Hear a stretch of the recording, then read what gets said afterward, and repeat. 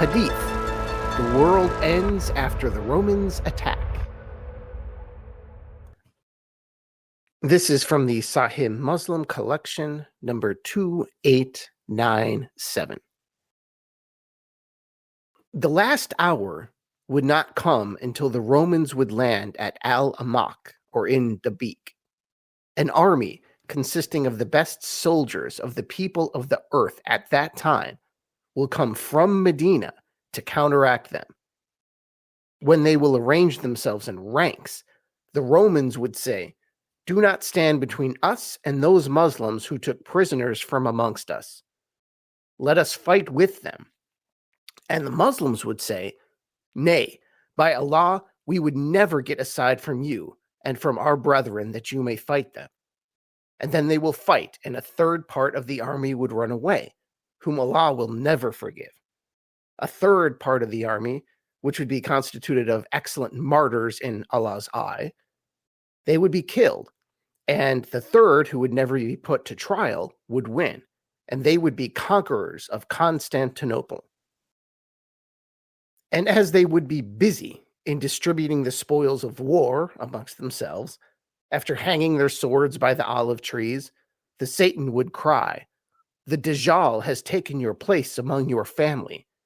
They would then come out, but it would be of no avail. And when they would come to Syria, he would come out while they would still be preparing themselves for battle, drawing up the ranks. Certainly, the time of prayer shall come. And then, this is the most important part here, and then Jesus, peace be upon him, son of Mary, would descend and would lead them. When the enemy of Allah would see him, it would disappear, just as the salt dissolves itself in water. And if he, meaning Jesus, if he were not to confront them at all, even then it would dissolve completely. But Allah would kill them by his hand, and we would show them their blood on his lance, the lance of Jesus. In the autumn months of the year 2016, Islamic State, which was that group that very briefly and with spectacular violence, they swept across portions of Syria and Iraq. Now, this group was desperately trying to hold on to a town in northern Syria named Dabiq. This town wasn't very large like Raqqa or Mosul. In fact, its population was just over 3,000. So, yeah, really small. And it wasn't rich or strategic or militarily important. And yet, Islamic State had named its propaganda magazine after this city, Dabiq, Dabiq. And so they sent more than 1,000 troops to defend it. And 1,000 doesn't sound like a lot, but that's one soldier for every 3 residents of this place. And they sent all those soldiers despite some pretty sobering facts, like the city of Dabiq is only 6 miles from Turkey. That's the same Turkey that is part of the most powerful alliance in the history of the world. And their opponents would be Turkey, of course, Syrian rebels, U.S. Special Forces, and an air force with complete air superiority. And we're not talking about the jungles of Vietnam or the mountains of Afghanistan here. There is nowhere to hide. And yet, they fought. Why? Why would they do that? Well, the answer is this hadith. Now, at first glance, when you read this hadith, particularly the latter part of it, it looks like a prediction that has come and gone. Because obviously the Romans, they don't exist anymore. And the people being spoken of here, the Byzantines, they don't exist anymore. And Constantinople doesn't exist anymore because it was captured by the Muslims a long time ago. And they renamed it Istanbul. Now, ironically, The most famous previous resident of this city, Dabiq, was the Caliph Suleiman, who died in Dabiq as his army failed to take Constantinople back in the day. And that was about 100 years after Muhammad said this.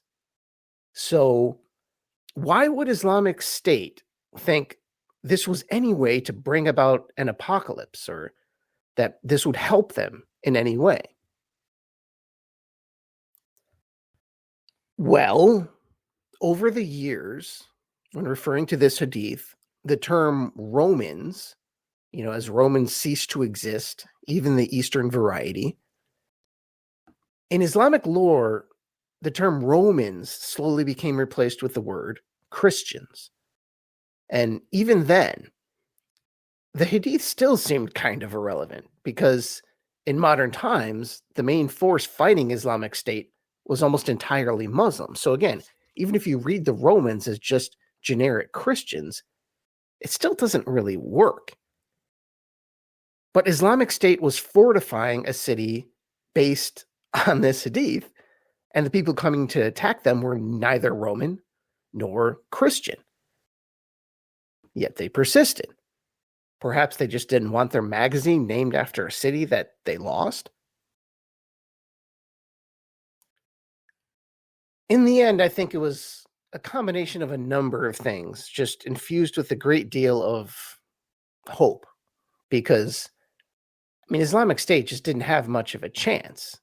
What was it at its height? Maybe 40, 50,000 people.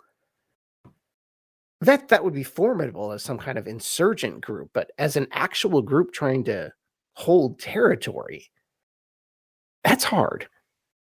You got to hang on to something, and faith would be a very good something, at least to sustain you until you were completely wiped out.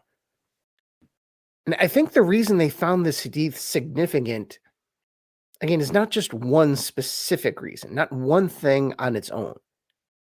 But just when you look at this hadith, so many familiar things come to mind.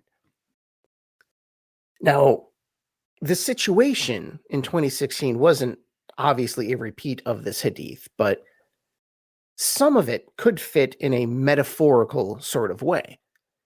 In other words, it wasn't a repeat, but it kind of rhymed, and you could stretch it if you wanted to.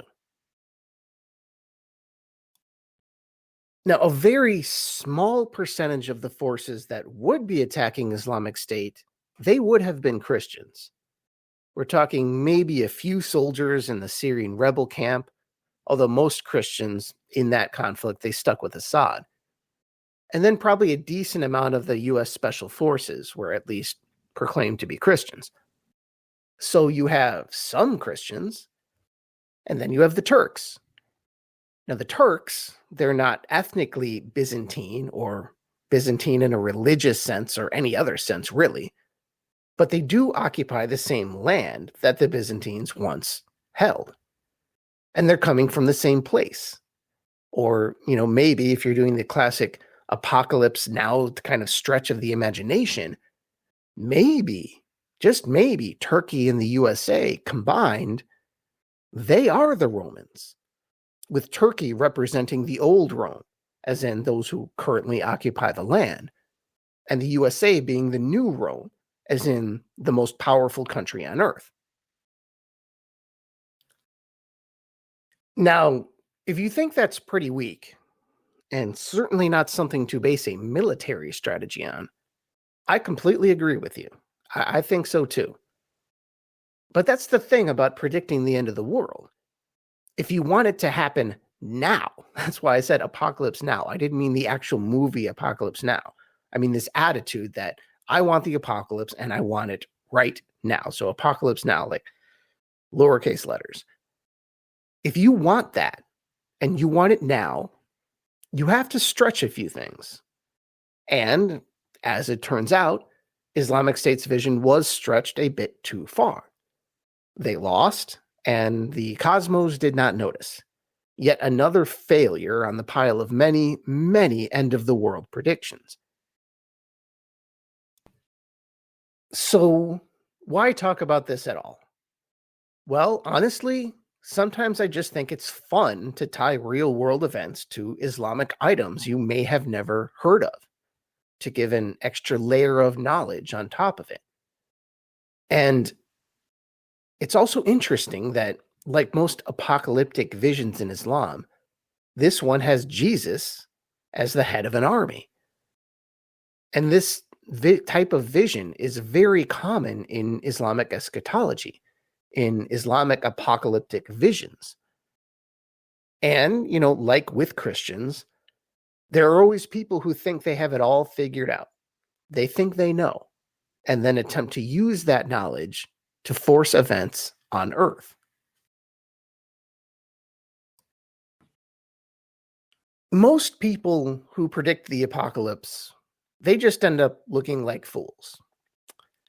And those who look like fools, they're the lucky ones, actually, because many others, they end up dead, like the Branch Davidians in Waco, or in this instance, the hundreds of Islamic State fighters who died defending the city, and I use that term loosely, the city of Dabiq.